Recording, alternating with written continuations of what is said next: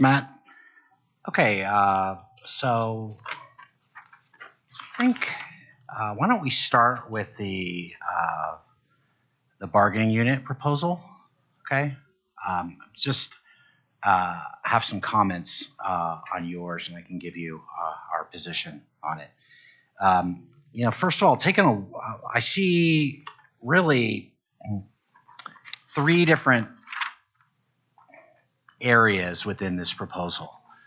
The first area concerns how the parties define who is in the bargaining unit.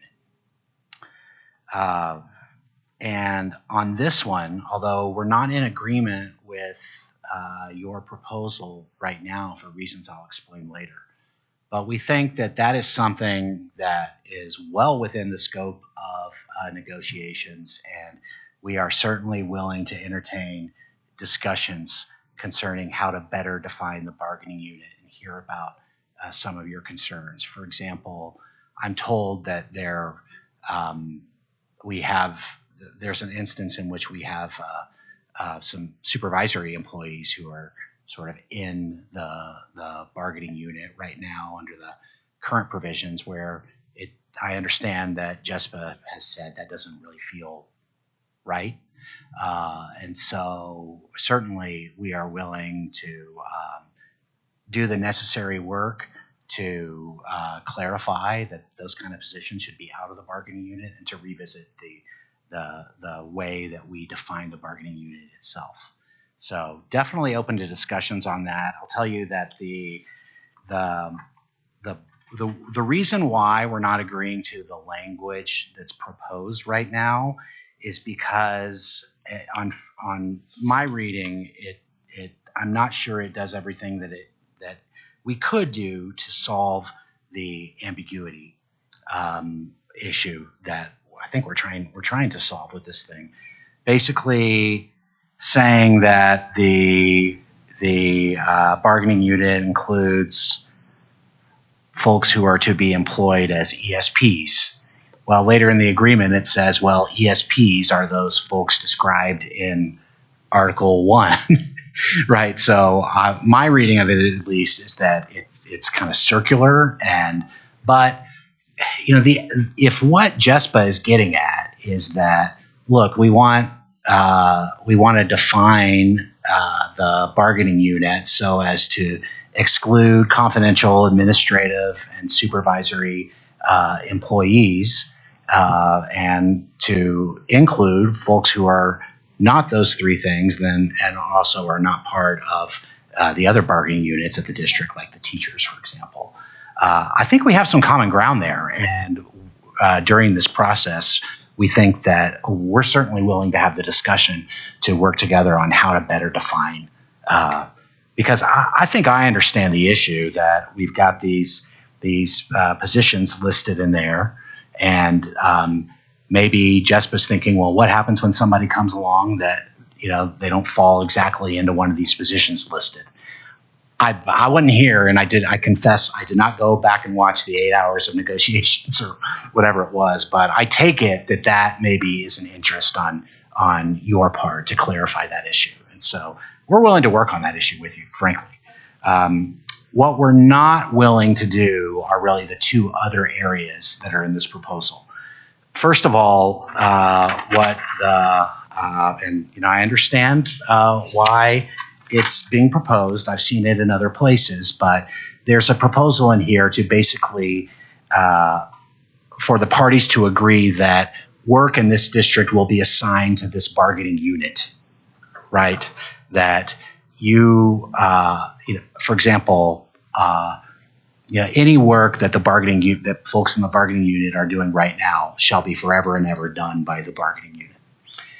And the problem with that sort of proposal is that infringes upon a traditional management right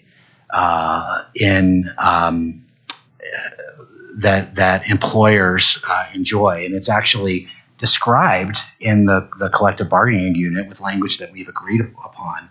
That basically the agreement recognizes that the school district reserves its management right to manage its structure and perform its function and operations. So a JESPA proposal that tries to dictate the way that the school district is going to perform its operations, such as defining work as belonging to the bargaining unit, is not acceptable to us.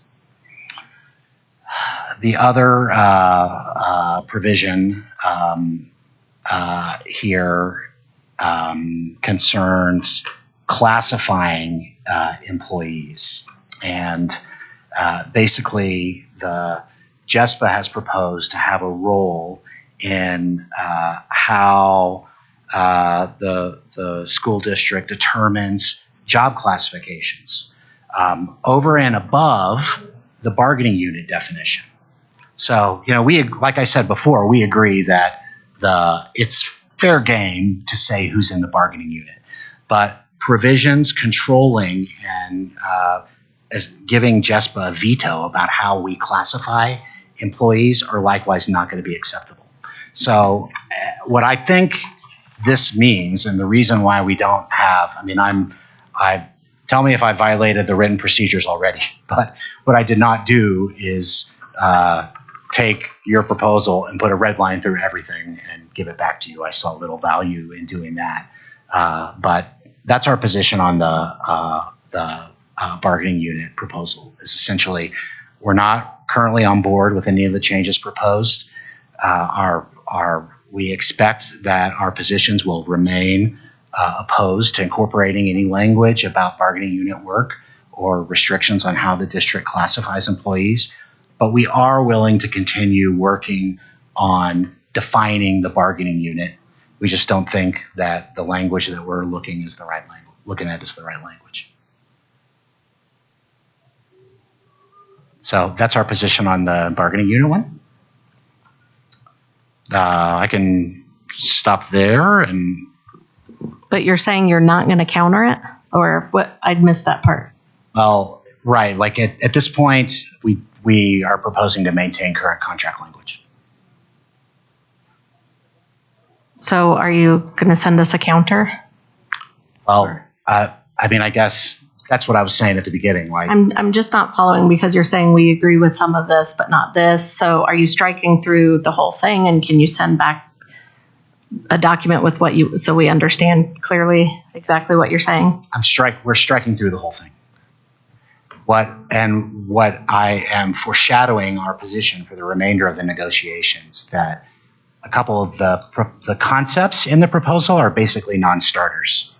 And we're happy to continue to discuss them with you. However, they conflict with the retained management rights as described in the agreement. So we do not expect to change our position on that.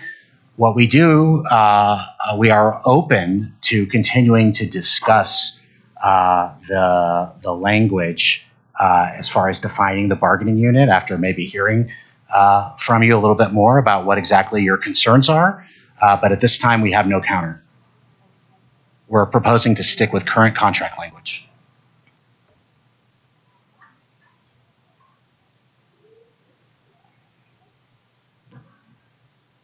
Mm-hmm.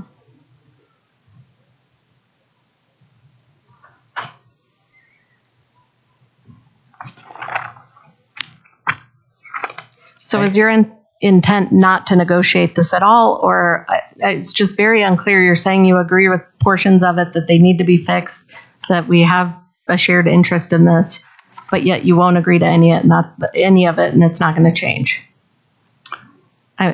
This is confusing. Sorry. That's okay. I'll explain it again. So, looking at your proposal, you've proposed changes to Article 1-7 as to how to define employee. Looking at the collective bargaining agreement, 1-7, that's how we define who's in the bargaining unit currently, as I read, and unless somebody tells me otherwise. I was reading through this, and I think that everybody described as an employee under the agreement in 1-7 that's the bargaining unit. And what I'm saying is we don't agree with the language that you've proposed so far, but as I said, we are thinking about some different ways to define this to meet your interests. But at this time, we're going with what we've got in the agreement. But I'm letting you know that we think it would be productive to continue discussing it. So, I made some comments on the record here intended for maybe when the ball is back in your court to tell me or tell us what you thought of what I said, and to say like, yeah, Brent, that is it. That we're worried that if if we come up with a new position and it's not on the list, that they're not going to be in the bargaining unit. We don't think that's fair. And if that's your position, then we can think about ways to address that. And the other thing is, I know that I'm new to this party, right? And so if you feel like you've already explained that, then we'll talk about that further in our room, and you can tell me so, okay? I don't mean to ask you to repeat yourself, and I ask for your forgiveness if I am. But it's a back and forth process, and I know that you won't be shy about telling me, right? So I'm saying we think it would be productive to continue to discuss 1-7. Everything else, we do not think it would be productive to continue to discuss because we do not expect our position to change. I just want to say that the whole collective bargaining agreement, besides management rights, is meant to modify management rights in a way, right? You do have rights to do certain things, but the rest of the agreement modifies and puts parameters around it. So I believe that we shouldn't walk away from this table thinking that the rest of our agreement doesn't matter. The rest of the collective bargaining agreement modifies what management can do, and that becomes really important in this conversation when folks maybe are seeing that the district is privatizing work and putting work out to contractors. That's what our interest is in discussing for the rest of this article. Outsourcing jobs is an incredibly important priority for our members because they value the safety, the consistency, and the care of students and are seeing that disrupted through privatization.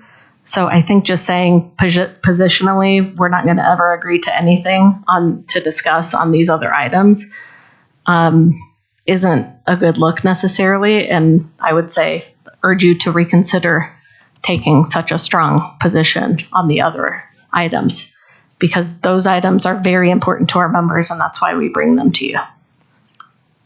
Totally understand. Just trying to be frank and upfront with you. That's the way that I operate. That's fine. I don't want to encourage you all to spend your time on things that I'm telling you that we're not likely to agree on. I think Vicki is right that a collective bargaining agreement in and of itself is a restriction on what management can do, right? If you didn't have an agreement, then the management rights are plenary in that regard, right? But there are some things that are really traditional management rights. And those are the things that these two groups, probably long before any of us were sitting here, maybe not all of us, but agreed that these things are basically off limits. And that's for a reason, is because traditionally the right to decide how work is going to be performed in the employment setting is not something that's negotiated. It hasn't been negotiated thus far. That's why you're proposing to put it in. Understand why you're putting it in. I'm not saying it's nonsensical or criticizing you for doing it. I'm just trying to create expectations about how we're going to spend our time at the table. There are a lot of things that we are willing to discuss, that we have to discuss.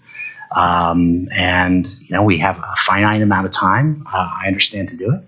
And, that's why your points are well taken. And I'm not trying to minimize the way the bargaining unit feels about these subjects.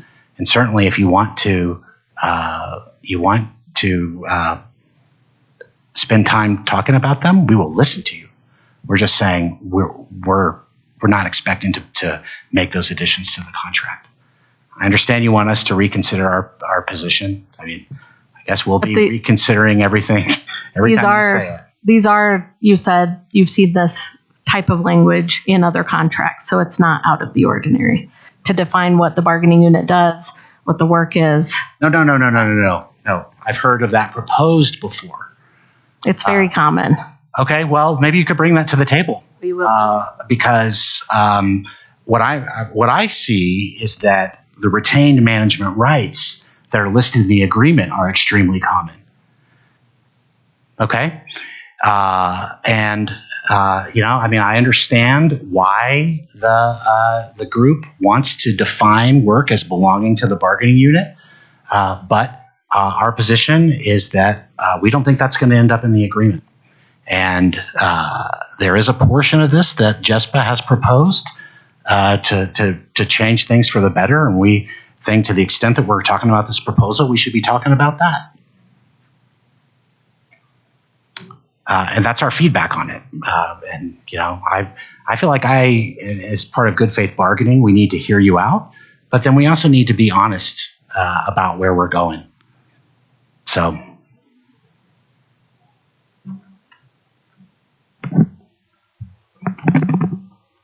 Can you send us a counter?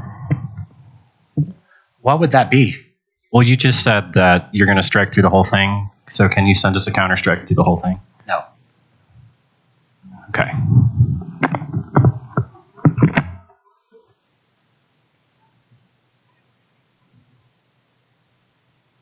If you propose a new article, We're not going to counter our own proposal. Bargaining in good faith, you all proposed a straight traditional process. It's not up to us to counter our own proposal. So, I mean, we have had this before. It's okay to say no to us, but you've got to counter it with the no. I don't understand why you wouldn't be willing to do that. Vicki, that's not true. Okay. What I would urge you to do is go back and look at your letter that you wrote to the group about what good faith bargaining is. Right? I mean, you sent a letter to the group saying that, look, you may not like our proposal or whatever, but you're required to listen to it and give us your position on it. And that's true. That's what I'm doing. But what we're saying is we don't want to change with the current language of the collective bargaining agreement. Right? And so what would you have me send you? The current collective bargaining agreement, that proposal, that our proposal is we're rejecting your additions and your changes to the current language. I mean, what I'm hearing you say is you're not willing to negotiate it. No. And you're not willing to counter it. You're just stating your position, but you're not willing to provide us with that in writing. And you did say, tell me if I'm violating the proposed rules already. And I was willing to hear you out, but it feels like you are, because we just agreed to redline and exchange proposals. And we have had this situation before where we don't necessarily agree, but we counter and we come to an agreement eventually. So I got you. Yeah, but just tell me what would it look like in this position? And let me actually can we table this discussion for a second so it can cover the staffing proposal as well, because we've got a similar position. All right. Thanks. I will. So let me flip to that one. With respect to staffing, the JESPA has made a proposal about minimum staffing levels. Right. This is another one. This is another topic that is not currently in our collective bargaining agreement, and this one too would be an infringement upon the school district's traditional retained management right agreed to by these two groups and expressly stated in the agreement to manage the function and operations of the district. That expressly includes levels of service, like how many people should be in one place doing this job, et cetera. Right? So this is another proposal that we're not willing to add this to the collective bargaining agreement for that reason. So that's our position on that. And I guess I can certainly answer additional questions on that, but that's why I asked Vicky if I could interrupt her and table that until after I said that, because this is another one where it's not acceptable, and I do not find it productive to take a Word copy of this and turn the whole thing red and send it back to you.